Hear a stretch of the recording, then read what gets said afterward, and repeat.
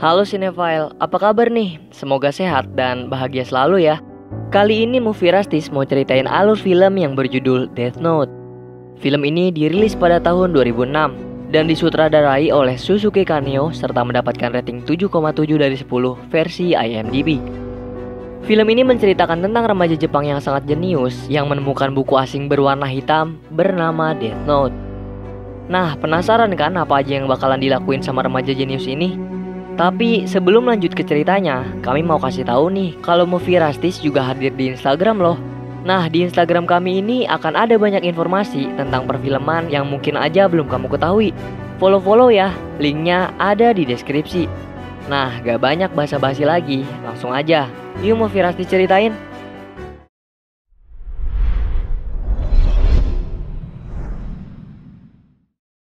Pada malam hari di kota Tokyo, sebuah buku jatuh dari langit yang bertuliskan Death Note. Kemudian di saat seseorang sedang menulis di buku tersebut, terjadi 3 kasus kematian serentak karena serangan jantung. Padahal menurut kepolisian, mereka tidak memiliki catatan medis apapun. Dan karena kejadian para kriminal yang mati mendadak, sontak saja menjadi perbincangan hebat di negara Jepang. Lalu di penjara, satu persatu tahanan meninggal karena serangan jantung. Kementerian menduga semua yang telah terjadi ini dikarenakan adanya virus misterius.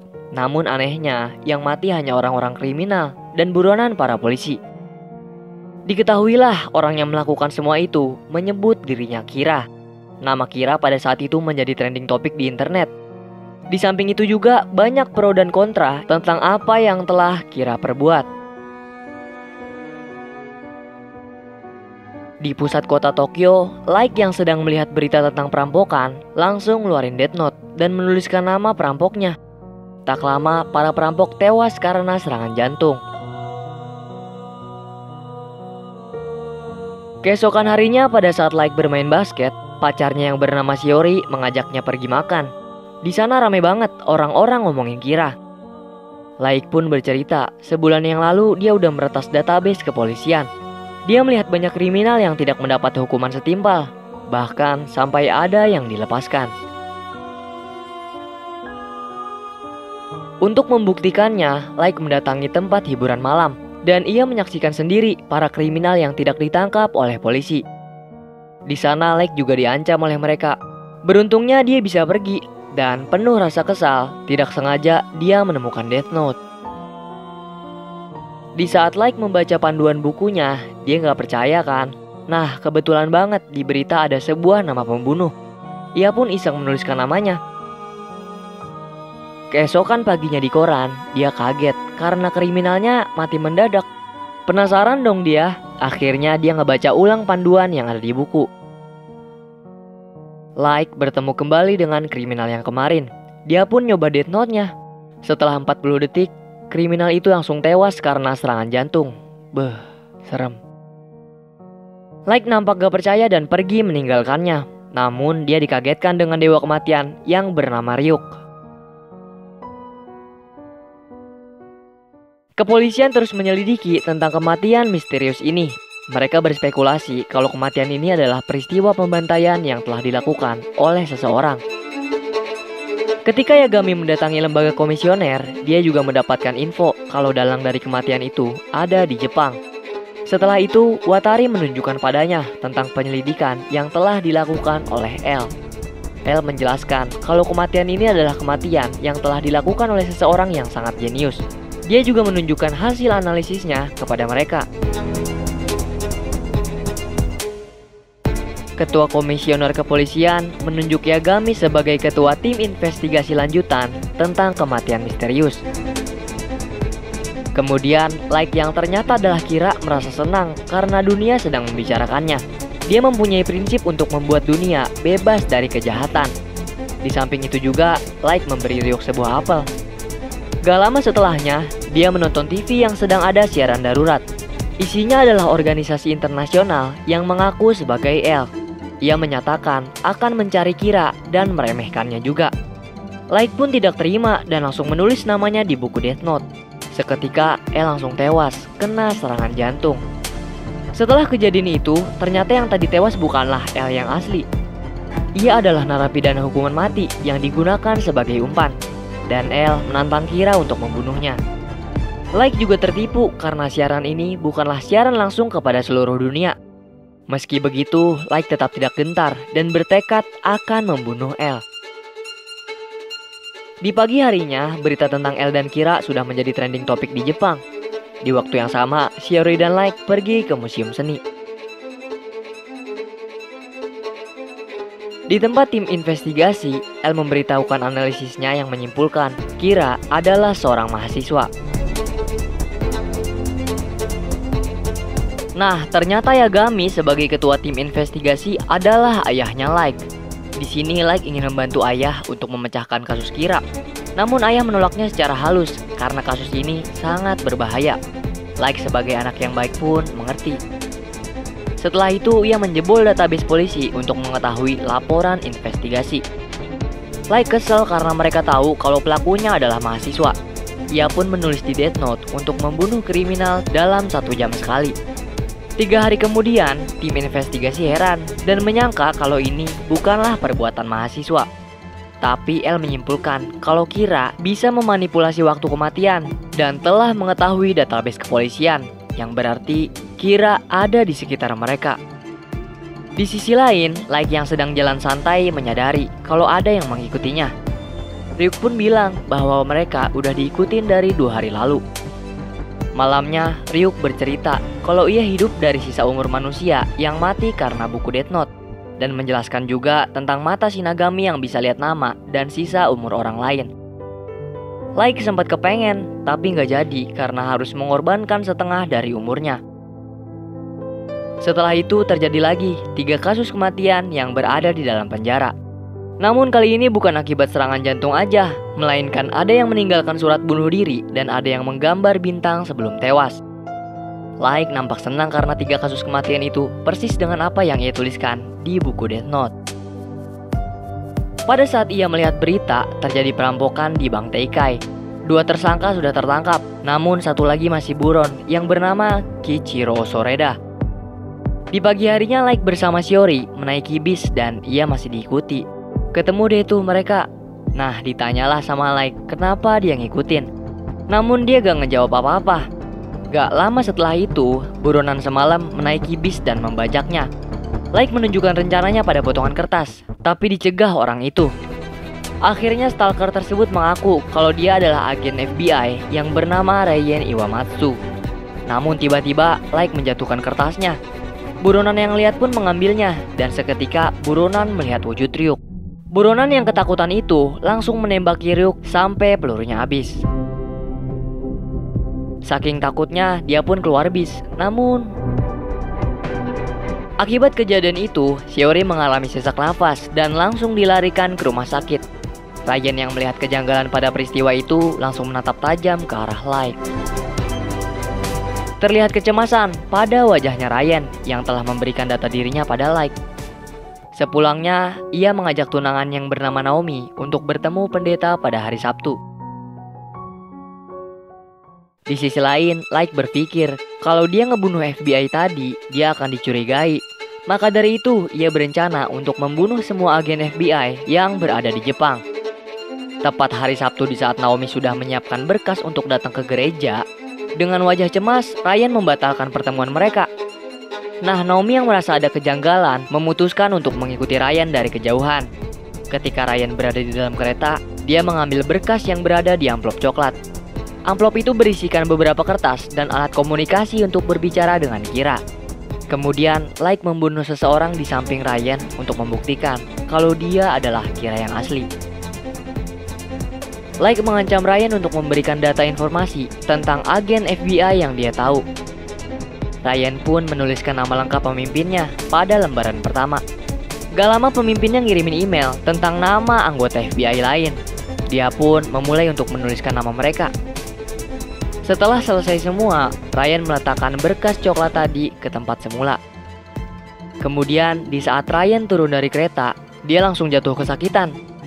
Naomi pun nyamperin, namun sayang, Ryan tewas akibat serangan jantung.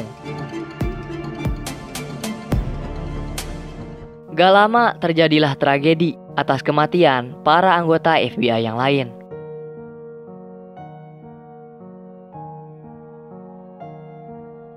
Ternyata kematian Ryan itu emang udah diskenarioin sama Like di buku Death Note. Di tempat investigasi, Yagami yang sudah mengetahui tentang kematian agen FBI yang ditugaskan oleh L membebas tugaskan semua anggotanya agar gak pada tewas juga. Namun, masih ada beberapa orang yang masih mau menyelidiki ini. Setelah itu, keenam orang tim penyelidik meminta untuk bertemu L langsung biar mereka lebih percaya. Oleh karena itu, Watari menuntun mereka untuk menemui L yang ada di apartemennya. Ketika sampai di apartemennya, keenam orang penyidik memperkenalkan dirinya pada L. L ini udah tahu kalau Kira membutuhkan nama asli untuk membunuh. Makanya L minta dipanggil Ryuzaki aja. Ia telah mendapatkan clue lagi kalau pada saat ini Kira sedang bereksperimen memanipulasi tingkah laku seseorang sebelum tewas. Di sisi lain, Naomi yang penasaran terhadap Kira akhirnya memutuskan untuk ikut menyelidikinya. Lalu tim penyidik yang sudah membawa beberapa rekaman langsung mengamati beberapa CCTV yang terekam di tempat kejadian. Di waktu yang sama, Naomi datang ke Pulbis untuk mendapatkan informasi tentang kejadian yang telah menimpa tunangannya. Kemudian, L melihat CCTV dan mendapatkan suatu kejanggalan pada kejadian tersebut. Nah, di sini L memberikan beberapa foto pada Yagami. L menyimpulkan kalau Kira adalah salah satu dari foto tersebut. L pun menantang Yagami untuk memasang kamera dan penyadap suara di rumahnya selama 7 hari. Yagami yang merasa dicurigai oleh L pun terpaksa mengiyakannya. Lalu L bercerita kalau tunangannya FBI, Naomi, adalah agen FBI berbakat yang pernah bekerja pada L. Di keesokan harinya, Like menjadwalkan kematian seseorang buat seminggu ke depan untuk antisipasi di saat Like masuk rumah sakit atau tertangkap. Di saat bersamaan, Ryuk tertuju pada TV yang menayangkan program memasak. Pada saat gadis itu diwawancara, dia mengatakan bahwa orang yang dikaguminya itu adalah Kira. Kira telah menyelamatkan dirinya. Nah, di sini juga terlihat kalau ada seseorang berambut botak mengambil tisu yang telah dibuang oleh gadis itu. Naomi mendatangi Shiori. Dia memberitahu kalau Ryan telah meninggal saat menyelidiki kasus Kira. Setelah itu, Like yang sedang membaca buku dikagetkan oleh Shiori dan Naomi yang datang menghampirinya. Maksud tujuan Naomi mendatanginya adalah untuk memberikan kartu namanya kepada Like. Like juga nampak kaget setelah mendengar semua perkataan Naomi yang sudah mengetahui kalau dirinya itu adalah Kira. Segera mungkin, Like langsung mencatat namanya untuk dibunuh. Tapi sangat disayangkan, namanya Naomi disamarkan di dalam kartu tersebut. Ketika Like sampai di rumah, dia langsung menyadari kalau ada seseorang yang telah masuk ke kamarnya.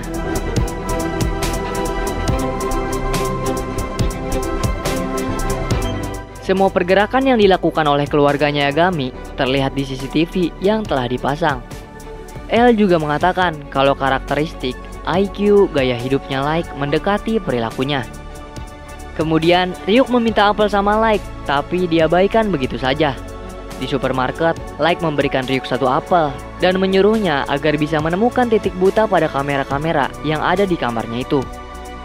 Di sisi lain, L memberikan pernyataan pada Yagami. Jika Like tidak melakukan perbuatan yang mencurigakan dan terdapat pembunuhan lagi, Like dapat dibebaskan dari semua tuduhannya.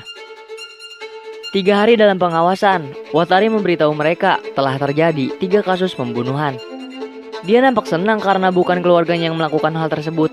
Namun, wajah senangnya itu nggak berlangsung lama. Setelah L mengatakan bahwa Kira dapat memanipulasi waktu kematian.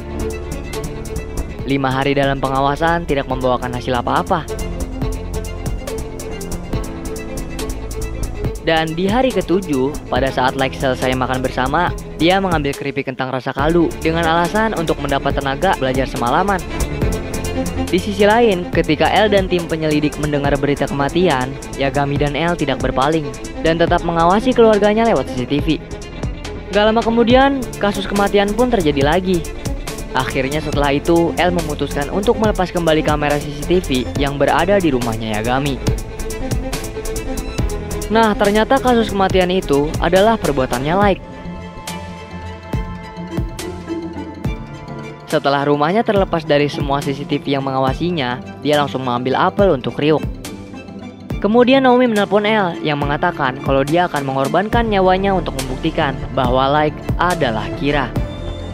Gak lama kemudian, Shiori yang lagi ditodong sama Naomi menyuruh Like datang ke museum seni. Di samping itu juga, ternyata mereka sedang diawasi oleh El dengan CCTV yang ada di museum seni tersebut. Yagami yang melihat mereka dalam keadaan bahaya langsung menyuruh untuk mengirim beberapa polisi ke museum seni. Nah, di sini Naomi mengancam Like untuk mengakui kalau dia adalah Kira. Naomi juga memberitahukan identitas diri padanya. Like yang melihat hal tersebut pun memohon pada Naomi untuk menukar nyawanya. Saat polisi datang, Shiori berhasil meloloskan diri, namun ia ditembak oleh Naomi. Like yang melihat hal tersebut langsung lari menghampiri Shiori. Tapi sayangnya, Shiori meninggalkan Like untuk selama-lamanya. Setelah kejadian tersebut, Naomi pun bunuh diri dengan menembakkan pistol ke kepalanya. Ternyata semua kejadian ini adalah skema yang telah dibuat oleh Like.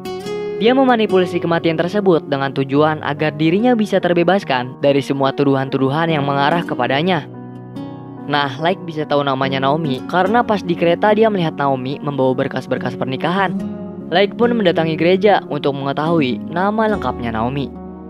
Like menuliskan secara detail pada buku Death Note kejadian tadi. Dan kejamnya lagi, Like juga ngebunuh Shiori ternyata. Ryuk si dewa kematian aja sampai gak habis pikir sama kelakuan jahat manusia yang satu ini. Padahal Shiori beneran cinta sama Like. Like ngelakuin itu semua bertujuan untuk masuk ke dalam investigasi kepolisian yang akan merasa simpati dan mempercayainya tanpa keraguan. Wah, parah, kejam banget sih. Di sisi lain, gadis cantik yang ada di TV lagi dikejar-kejar sama si botak. Dia berencana untuk ngebunuh gadis itu agar bisa mati bersamanya. Gadis yang terjebak dan meminta pertolongan itu tiba-tiba saja melihat kalau si botak yang mengajarnya terkena serangan jantung. Dia juga melihat buku hitam yang jatuh dari langit dan langsung mengambilnya. Kembali ke museum, Yagami datang untuk menjemput Like. Dia meminta pada ayahnya untuk memasukkan dirinya ke dalam tim penyelidikan. Seketika juga El datang menemuinya dan menerima Like untuk bergabung padanya.